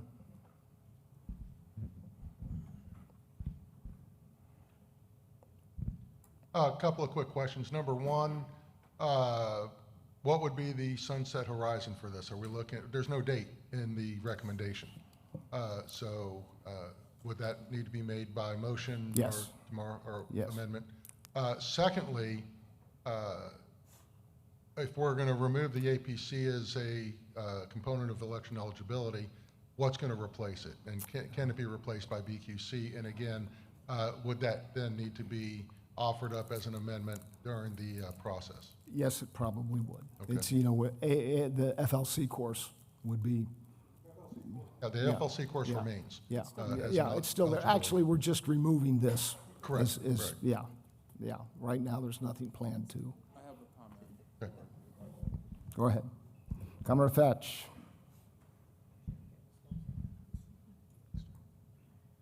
So I just wanted to speak a little bit on this. Obviously, training reports under me and ForceCom. Folks may recall I actually led the amendment process for a similar recommendation of this nature, I believe, during our virtual in-train last year, recognizing the value in the APC. So Farron Petties, our training director, has done an extensive job at researching this. We worked together hand in hand in going through the questions in the FLC and BQ2 to ensure that the important elements of the APC is preserved. So I think this process streamlines election ascension for our members, which we've identified as a problem. They are prepared, if the board approves this recommendation, they're prepared to essentially flip the switch immediately. So it's I think it's a well-researched proposal.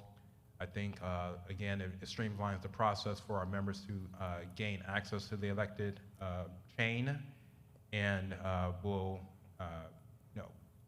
further support our migration of our training from the NTC over to Moodle. Basically, it's eliminating the duplicity that is in the two courses, okay? Commodore Newhouse.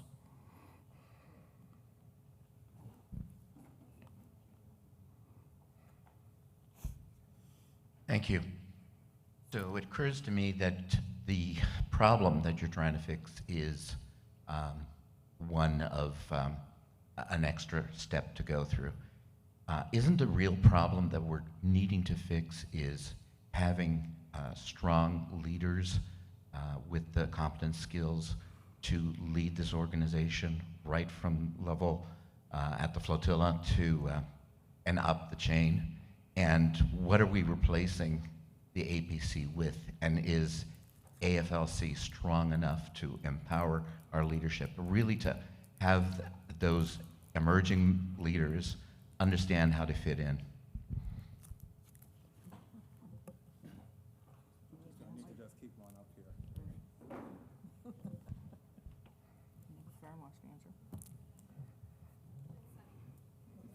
Jim, Commodore Thatch. I can try to address that a little bit, and I would be willing to cede my time to Farron there for the actual expert. But no, essentially the APC is a legacy course, testing the contents of the auxiliary manual, which we both know and everyone knows has undergone extensive changes and edits in the periphery of the document, but not the actual Commandant instruction itself. So a lot of the information in APC is more or less outdated and is already encompassed in our current curriculum of leadership materials. So again, working the process, we went through each question of APC, BQ2, Flotilla Leadership course. The information in APC is effectively covered in those new courses. And then, as I mentioned, there were about maybe 3 or 4 questions that I thought preserved the intent of APC for me, which was force leaders to engage the auxiliary manual for questions and get the answers that way before maybe picking up the phone to call a friend. So there's questions that are being transferred over from APC that still preserves that tangible engagement with the auxiliary manual. So I don't think our leaders are missing something. There is no deficit in their training. This, to our further point of modernizing the auxiliary and removing unnecessary barriers, I believe this is one of them. But I will defer the rest of my time to Farron. Thank you, Commodore. Klaus, just to address you, I have materials if you'd like to see them to help make a decision. We did a very extensive crosswalk between what is AFLC teaching, because that's a leadership course, what is BQC2 teaching, because that is an informational course, and APC. As Commodore said, there were 3 leadership questions that had to be added to AFLC. 95% of APC is already better covered in BQC2, but we redeveloped resource guide to put in BQC2 to pick up the handful of things that we missed. Answer your question, Klaus? Well, I think it answers the question about streamlining. It answers the question, how do we streamline the process, make it easier for members to attend? It doesn't answer the question, how do we create better leaders? And I can support this, but I'm hoping that this also triggers a conversation about how do we build strong leaders at the very foundation.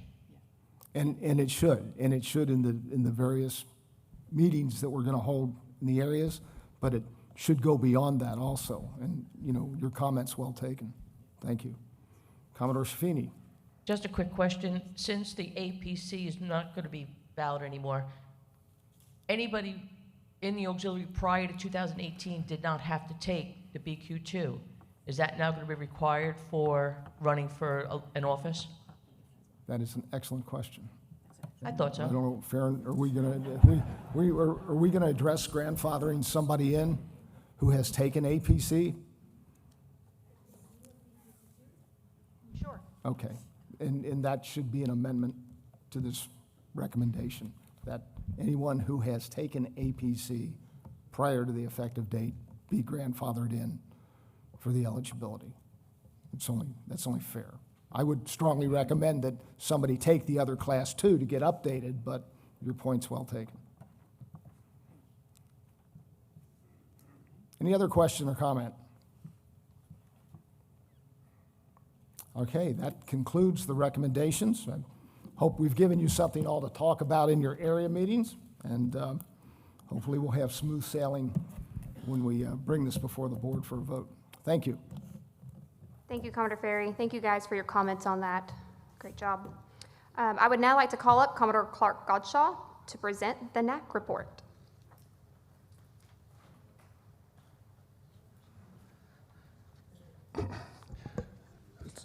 Good morning, Captain, National Board, attendees, and greetings to all. I'm very proud to be the president of the National Association of Commodores and to be part of the excellent leadership team of the NAC, which serves over 200 members. Our ongoing mission is to leverage the expertise of our members to assist the National Commodore and the National Board of the United States Coast Guard Auxiliary. In advancing the programs of the Auxiliary, we invite all newly elected and appointed Commodores to join us. I'm pleased to announce and to report mission accomplished, with the Auxiliary National Monument being installed and dedicated in the place of honor at the United States Coast Guard Training Center at Cape May, New Jersey. We greatly appreciated all of the Auxiliary members who attended. Thanks to the generous benefactors and the National Bridge, matching funds have been obtained towards adding 2 additional stones on the site. And hopefully you can see the additional stones where they're going to be placed for future inscriptions. Hate to say it, eventually all the Commodores' names will be on that. We still seek your donations to fully fund this worthy project. The National Association of Commodores also administers the Trident Leadership Awards for Auxiliary Departure District Performance. Each year, we examine documented workload contributions for each of the 4 categories for the most recent full calendar year. So we're looking at 2025. Computations for each auxiliary district's documented workloads are weighted in relationship to the membership size, yielding a pound-for-pound comparison. I'm pleased to announce the winners of the 4 Trident Leadership Awards for 2025. For operations, including underway and airborne, Great Lakes Western 095.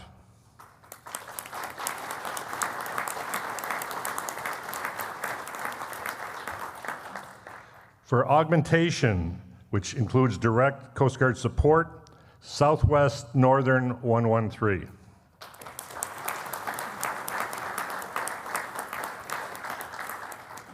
Recreational boating safety, which includes the key RBS categories. Oops. There was no winner. There we go. Northwest, formerly 130.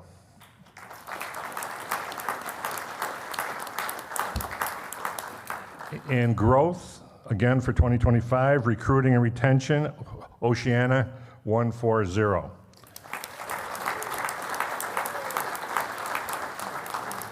The streamers will be awarded at our NAC Saturday luncheon.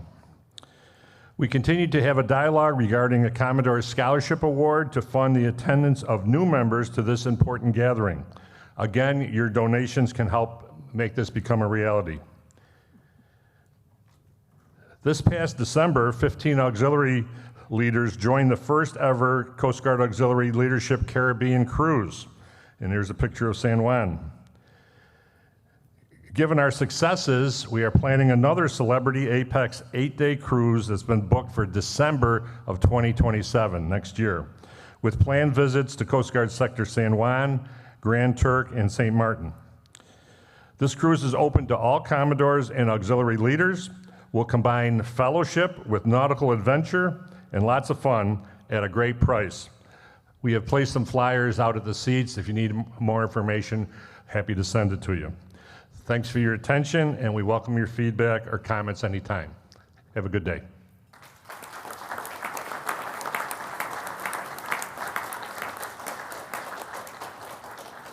Thank you, Commodore. Thanks for getting us ahead of schedule, too. That's good. All right, I would now like to call up Sheridan.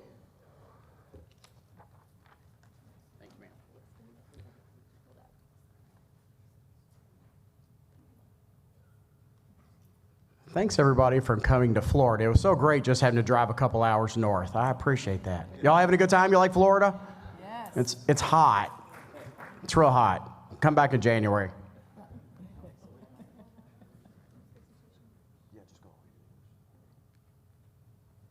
Stand by. Technical difficulties. That's it. Awesome. Can you see it? There you go. There we go. So VNACO covered a lot on the Mail report. And as you know, Mail Mondays, you get this report that comes out. It gives you all kinds of great information. Going in tandem with that, and you've heard it already mentioned today, is BQ290. Say that fast 3 times, and I'll give you a challenge coin. Here's the best part about this program. One, it was the brainchild of Jacob Dryden, Al Dykens, and Jeffrey Wald. So I'm speaking on behalf of what they did. It's incredible work. And what it does, it provides a roadmap for our new members. Now, I will tell you how this came about. We get a phone call, and we start discussing it, and we think it's amazing. And then we secretly put it in the H Directorate website, and then I call Dave Desimone, thank you, Dave, and say, hey, Dave, we've changed your website. And he's like, what? He greatly embraced it. But here's the best part about B2Q90. What it does, it lays out a framework, a roadmap for our new members. You know, you get that person comes to a flotilla meeting, and they're like, hey, yeah, it's great, welcome. And then they're like, okay, now what?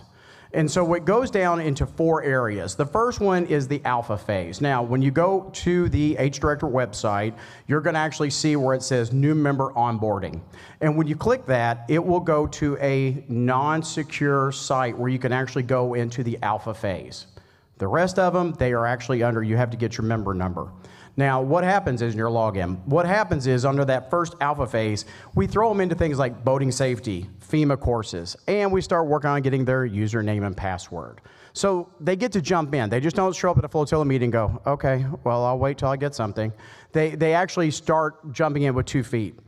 Once they get through Alpha, they go to Bravo. Bravo really starts them with their core training, their Moodle. They get that experience. Now they're starting to feel more like a member of the auxiliary, right? But then we go into the 3rd phase, which is Charlie. And this is where you get into things like uniforms. You know, we are very blessed to be able to wear this uniform. You know, the Coast Guard, you all highly respect your uniform, and we appreciate that. We respect it as well. And we want our new members to appreciate it as much as we do. So we start touching base with that under Charlie.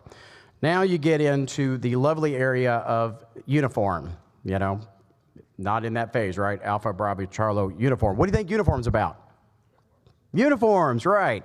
Under these, we just don't explain uniforms. We're actually giving you the ability to have videos. So it's not just they're sitting there watching or they're clicking through, you know, those lovely pictures we used to see in some of our graphics. These are video presentations to tell them how to wear their uniforms, properly wear their uniforms. We've all been there, right? We've seen somebody put their ribbon rack on the wrong side. This actually explains to them in detail on how to wear their uniform. You know, I look at a quote by Aristotle, and it says, well begun is half done. We do not want our new members to come in well begun and then they're half done and they stop. We see that in retention. They come in, they drop out. So B2Q90 gets them that pathway. Now, it's still important to have things like mentorship, people leading them along. They're going to have questions, but this gets them to be able to jump in immediately. I don't know about you, but when I first became the auxiliary, I couldn't wait to start doing anything. And then what do? We sit there and wait. We go for that number and that login so we can start taking things. They're like, here's your boat, your safe boating course. This lays them out from FEMA to everything to, again, making it all the way through their uniforms. It is a great program. We highly recommend you use it. Again, it's on the H Director website under new member onboarding, but please use it. It actually is a great resource. If you have any questions, I will be around for the rest of the week. Feel free to corner me. Myself, you can talk to Dave Desimone with H. You can talk to Commodore Monis or Commodore Fred with ForceCom. We'd be happy to answer any questions. Thank you very much.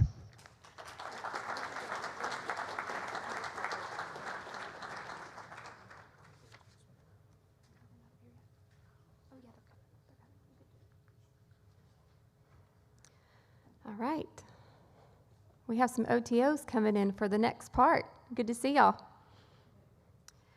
All right, thank you to all our speakers today. Great information that we have received. I would now like to call up Commander Pete Franson and ask Captain Schmadeke and Commodore Kirkwood to come to the front for some awards presentations.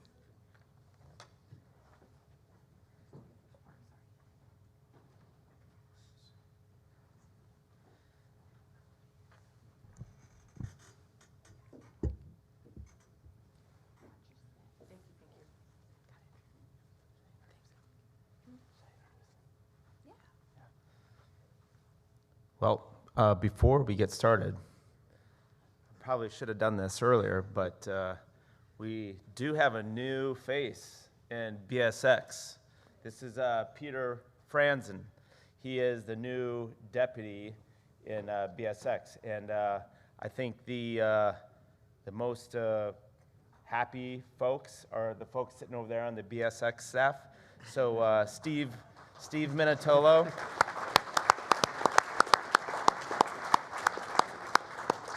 Steve now can remove one of the 3 hats he is wearing and give one to Pete. So, but I just wanted to formally introduce Pete. He's coming from Guam.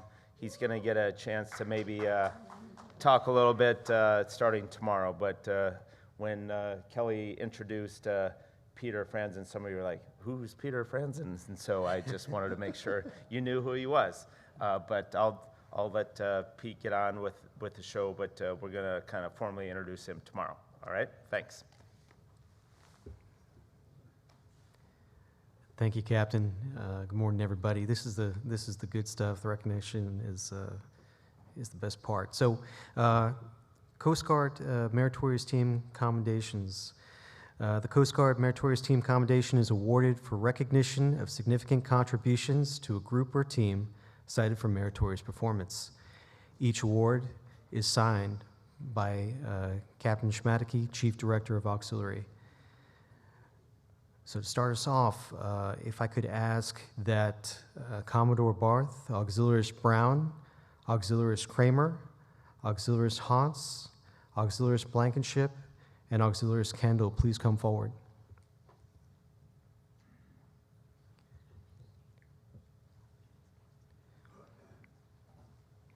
Also, Auxiliarist Priestley, Auxiliarist Hartigan, and Auxiliarist Derry could not be with us in person today, but are also recognized for this award.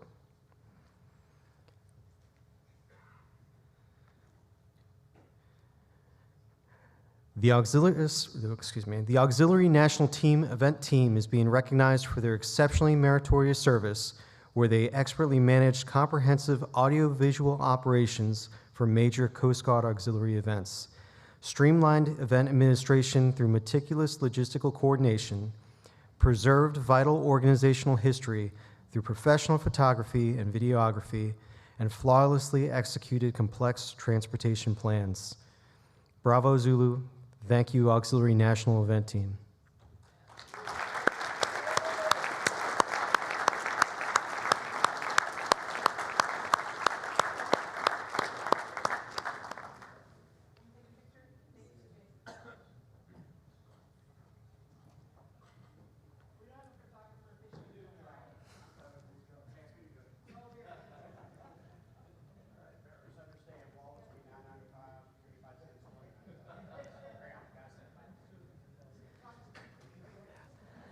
right.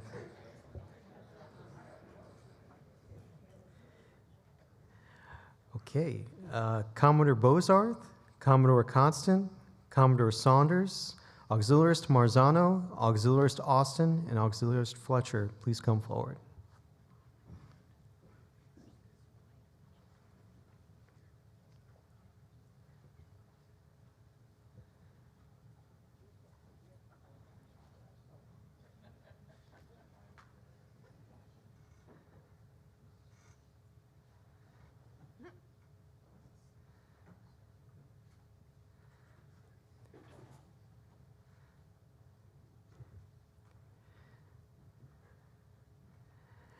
The Auxiliary Readiness Tiger Team is being recognized for their exceptional meritorious service, where they designed, developed, and administered the first ever Auxiliary Readiness Assessment Survey for Force Design 2028, overcame complex technical platform limitations to personalized, secure survey delivery, and dedicated over 700 hours of exhaustive effort within a compressed 6-week time frame to ensure the absolute success of this groundbreaking readiness initiative. Bravo, Zulu, and thank you, Auxiliary Readiness Tiger Team.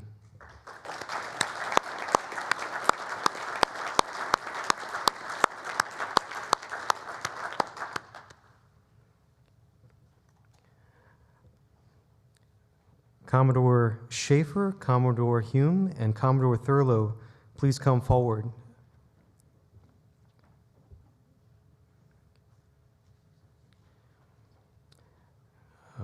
Commodore Elliott and Commodore Fajardo could not be with us today, but are also recognized for this award.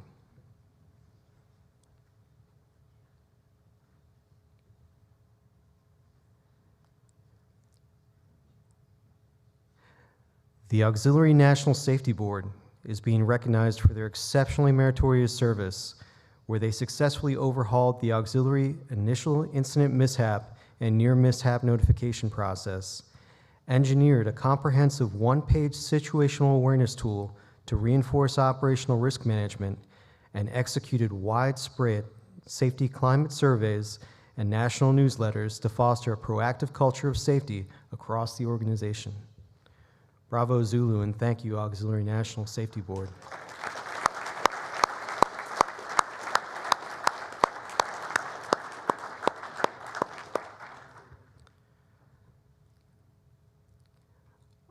Auxiliarist Petties, Auxiliarist Stack, Lieutenant Richters, and Chief Pereira, please come forward.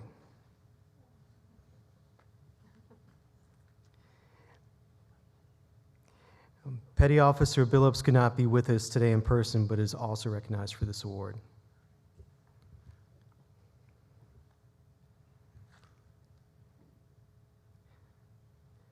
The Auxiliary Sea School Course Coordination Team is being recognized for their exceptionally meritorious service, where they demonstrated outstanding adaptability and initiative in coordinating national auxiliary sea school schedules despite critical staffing vacancies and budget constraints, thoroughly vetted attendees and processed training orders to ensure seamless administration, and successfully executed 23 individual classes, graduating 296 students for an educational value of nearly $386,000.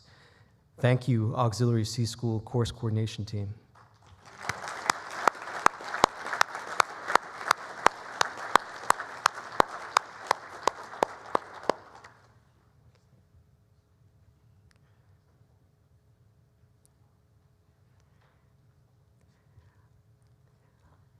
Auxiliarist Ware, Auxiliarist Brooke, Auxiliarist Daniels, please come forward.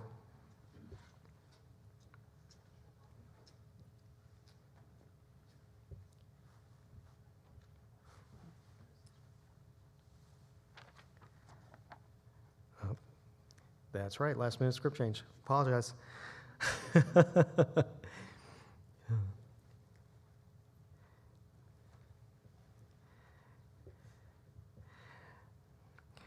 Auxiliarist Ware is accepting on behalf of the team, as Auxiliarist Brooke and Auxiliarist Daniels could not be with us today. The Freedom 250 Great American State Fair Outreach Team is being recognized for their exceptionally meritorious service, where they executed Coast Guard participation in America's 250th birthday celebration on the National Mall in Washington, D.C. Demonstrating exceptional professionalism, the team coordinated exhibit setup breakdown, transportation logistics, and interagency coordination critical to mission success, engaging the public through education and recruiting efforts at a historic event attended by more than 500,000 attendees. Thank you, Freedom 250 Great American State Fair Outreach Team in Bravo Zulu.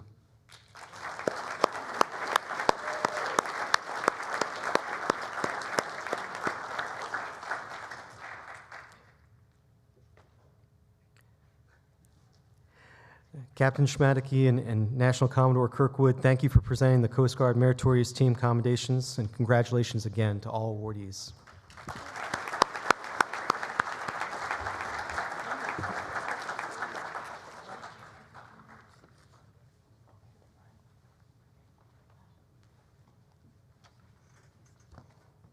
All right, congratulations to our award recipients. Tomorrow we have OPCOM. You all will be receiving a PowerPoint presentation of the slide deck today. Just because we have a different screen situation, we want to make sure you can see all the content, so I'm going to send that out to you early. Act surprised tomorrow when people give their report. But that way you have it so you can follow along, you can see it, you can send that out. So you'll receive that from me later today. A reminder to the National Board members to bring a copy of your recommendations to your area meetings and to the National Board meeting on Friday. I'm told that tomorrow there is a rocket launch, Falcon 9. It's 29 satellites that will be sent into orbit for Starlink. That's going to be tomorrow around 11:19. We aren't in a session, so you guys should be able to go out and watch that if it's on. When you checked in, make sure you filled out a tax-exempt form. It's easier to catch it on the front end than it is on the back end when you're trying to check out and get to the airport. So please make sure that you filled out one of those when you checked in. If you haven't, please see the front desk. If you haven't picked up your registration packet, you can do that right outside of this room here after this meeting. So make sure you have that. It's got your receipt in it, your tickets for the week, things like that. After lunch today, it's polos. So you can wear your polos. And tomorrow also for OPCOM, we'll be in polos. So you can hang up the chops for the day. Anything else? Kelly, we are giving back the award of time to all of you. So you can get out of uniforms and please, one of the great benefits of being in person is the fellowship, but also the side conversations that happen. So please take this time to be with your fellow shipmates. All right, this concludes the Committee of the Whole, and we will see you again later. Thank you.